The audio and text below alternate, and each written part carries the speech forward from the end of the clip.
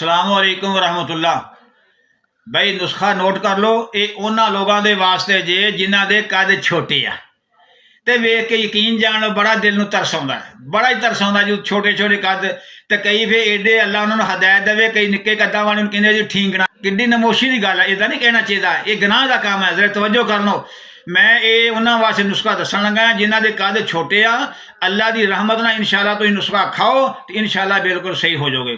तवज्जो करना, काले तिल जड़े काले तिल चिट्टे नहीं काले 100 ते 20 ग्राम लेने आ ते बदामां दियां गिरियां सही गिरियां जिहड़ियां सही बदामां दियां गिरियां 30 गिरियां लैनियां ते छुहारे चंगे अच्छे छुहारे जे मोटे मोटे ये लेने आ 12 अदद।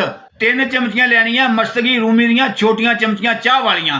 ते हुण तवज्जो कर लो, मस्तगी रूमी तो अलावा जिहड़ियां कि 3 चीज़ां उन्होंने 3 मिनट रोस्ट कर लेना ताकि उन्होंने नमी खत्म हो जाए। जो नमी खत्म हो जाए थले उतार लो, इन्हों कुट लो, सफू बना लो, पाउडर बना लो, तो उस तो बाद मस्तगी रूमी कुटनी आ, कुट के वो विच हल कर देनी आ, एक जान कर लेनी आ। तो फिर हम खाण का तरीका सुन लो, जेड़े कि 7 साल तो उत्ते बच्चे, 7 साल तो थले किसी को नहीं जे देनी, 7 साल तो उत्ते बड़े बच्चे है ना उन्होंने वास्ते छोटी चाह वाली चम्मच अद्धी नीम गर्म दुध नाल रात को खाने तो अद्धा पौना घंटा बाद में खानी आ।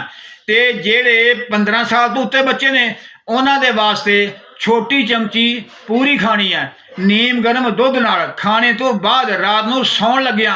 इंशाअल्लाह मेरे अल्लाह ने चाया अल्लाह अपनी रहमत नाल इंशाअल्लाह उन्होंने कद सही कर देगा और इंशाअल्लाह साडे वास्ते दुआवां करनगे अल्लाह की रहमत दे नाल।